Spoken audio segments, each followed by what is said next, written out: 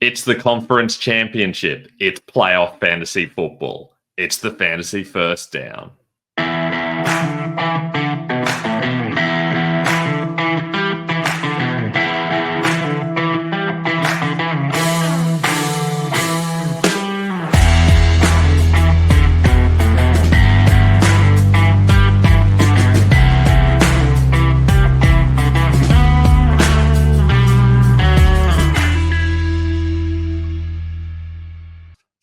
I'm Ben Wasley. Welcome to the Fantasy First Down. Today, we are talking the conference championship playoff fantasy football style. If you've got any comments or questions, leave them down in the comments below, or you can hit us up on Instagram at the Fantasy First Down or on Twitter at Fantasy First Down with no O. All my rankings are over at ffdfantasyfootball.com. Just put up my updated Dynasty rankings. So if you're in Dynasty season, and most of you will be, head over there and you can check out what you need to know there as well. But today we are talking playoffs. So let's get into it. And we'll start off with the running backs.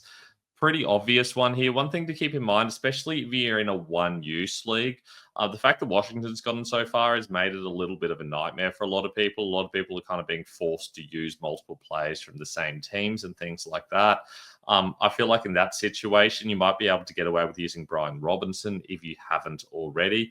If not, it does seem like the Chiefs are leaning towards Kareem Hunt over Isaiah Pacheco. Seem to be starting Pacheco in most games, then going with Hunt, especially around the goal line. So that's why Hunter is higher up there.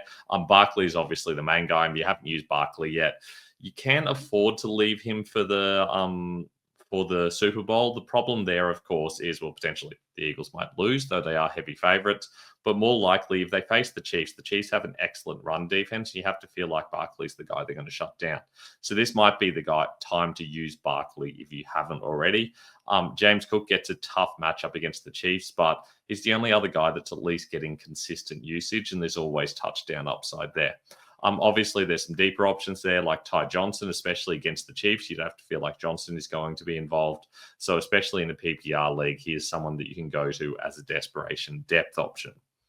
Wide receiver-wise, meanwhile, Terry McLaurin's my favorite guy at the moment. They are leaning on him a lot. They're going to have to chase points, so I do think we'll see plenty of McLaurin.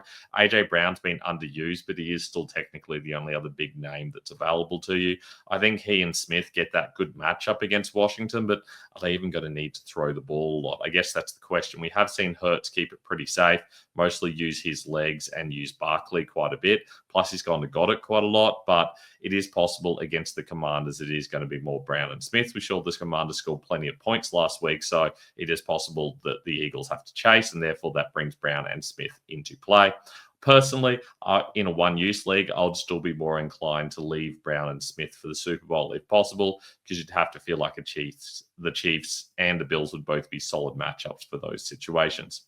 Xavier Worthy is the main Chiefs play that's getting any love at the moment. Brown and Hopkins had like 3 targets for no receptions last week between them. It is mainly Worthy, and then, of course, Travis Kelce, who's getting all the action. So Worthy's a viable option here. Khalil Shakir has been involved, gets the Chiefs. That's a good matchup. If you haven't used Shakir yet in a one-use league, this is a good week to do it.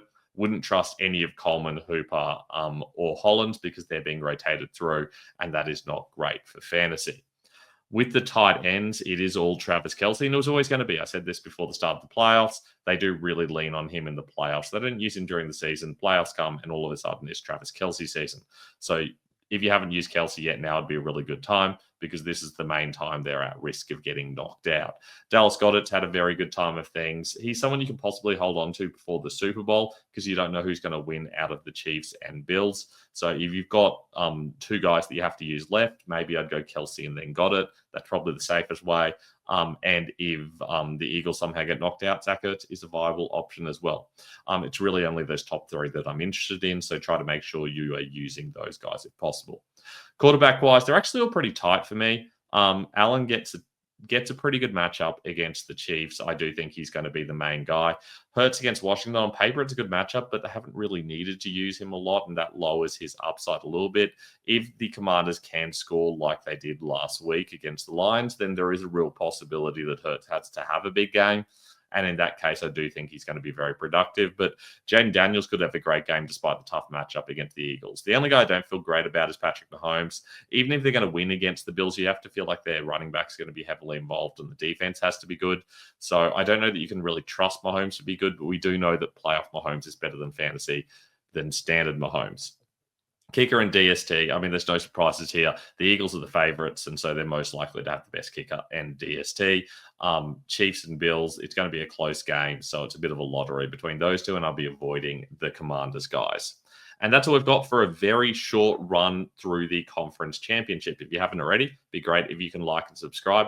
I'm bringing out my Dynasty series at the moment, going through all my updated Dynasty rankings and breaking down the Dynasty prospects of literally every single fantasy relevant player. So make sure you check those out. The Dynasty quarterback one is already up, and the Dynasty running back one, well, I'm about to record it now, so it will be out in the coming days as well. If you've got any questions, as always, hit us up on Instagram or Twitter.